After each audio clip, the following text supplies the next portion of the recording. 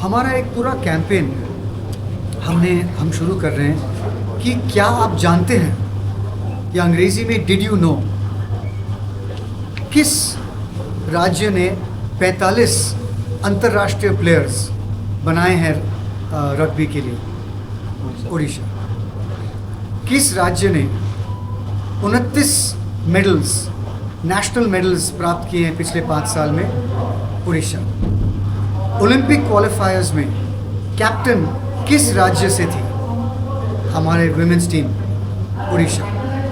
ऐसे बहुत से स्टैटिस्टिक्स हैं जो किसी को नहीं पता कि सच में अगर पूरे खेल जगत के बारे में हम बात करें और उड़ीसा की कामयाबी के बारे में बात करें, रग्बी भी will be one of the top 2-3 sports. Hockey तो है ही है, हमें पता है, but rugby will be one of the top 2-3-4 sports at which the state has contributed so much to the nation and at which the state has gotten so many laurels for the state at the national level. World rugby ने ये नियम इसलिए बनाया है क्योंकि they recognize that अगर 14-15 साल तक आप किसी प्लेयर को रग्बी फिट बनाना चाहते हो, then they also have to understand it's a physical sport, it's a contact sport. तो very safe physical contact for under 15s इस बार सब जूनियर नेशनल्स में, जैसे पहले बार 1 साल पहले हमने किया था, ये नया फॉर्मेट चल रहा है। जब ऐसा फॉर्मेट चलता है और हमारे 24 टीम्स होंगे बॉयज़ में, 24 गर्ल्स में, 21 राज्यों से और 3 यूनियन टेरिटरीज से। 24 टीम जब आएंगे और यहाँ पे करीबन 600-650 प्लेयर रहेंगे, then you have to ensure that player safety is most important. इसलिए यहाँ पे जो फैसिलिटीज़ हैं उड़ीसा में और ख़ास करके भुवनेश्वर में हमारे टूर्नामेंट के लिए कलिंगा स्टेडियम में, ये fantastic. The ground is fantastic. रहन सहन, खाना पीना, safety, all of it is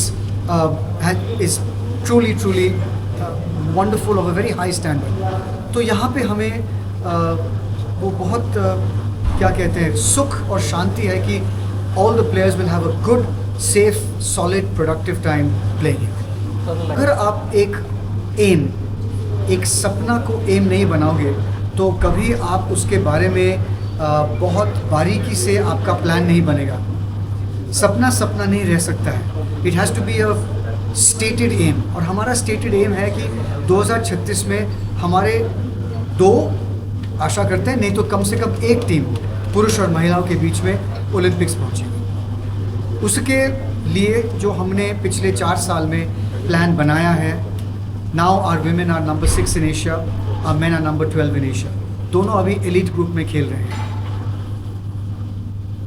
आपको बताऊं कि अगर आप टॉप 2 एशिया में हो जाए तो फिर आपके ओलंपिक चांसेस आर फैंटास्टिक। सो हमारा क्या मकसद है कि अगले 8-9 साल में हम हमारे महिलाओं को 6th to 2nd लाएं और हमारे पुरुष को 12 to 2nd लाएं। अगर हम ये एम नहीं रखेंगे तो फिर खेलने का क्या फ़ायदा? तो फिर ये पूरा जो ढांचा बनता है, 322 डिस्ट्रिक्ट्स जो खेलते हैं, 2000 से ज़्यादा स्कूल्स जो खेलते हैं, हमारे जो प्लेयर्स खेलते हैं, इससे क्या फ़ायदा? फ़ायदा यही है, यह तभी होता है जब आप एक एम फिक्स करते हो। And we have stood by it. पिछले 4 साल से हम कहते आए हैं कि our dream is the Olympic dream, और ये होगा। उसके बाद ओलंपिक्स के बाद फिर हम अगला ड्रीम होगा medal, obviously. So step by step. हमारे देश में जो भी तरक्की हो रही है ग्रास रूट्स में, रग्बी में, बहुत से संस्थाएं, बहुत से कोचेस, बहुत से ऑर्गेनाइजेशंस ने बहुत कंट्रीब्यूशन किया है, चाहे वो महाराष्ट्र में हो, चाहे वो कश्मीर में हो, चाहे वो केरला में हो, चाहे वो बंगाल में हो, चाहे उड़ीसा में हो।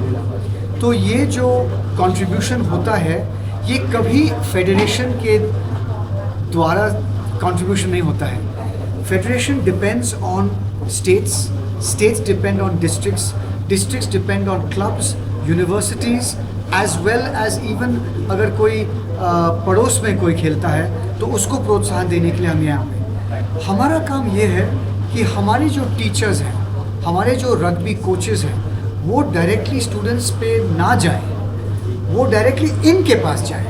ये संस्थाएं, ये स्कूल्स, ये कॉलेजेस, ये फेडरेशन, उनके स्टेट्स और डिस्ट्रिक्ट फेडरेशंस उनके पास जाए and teach the teachers who will then spread all the knowledge at the highest level to the right people.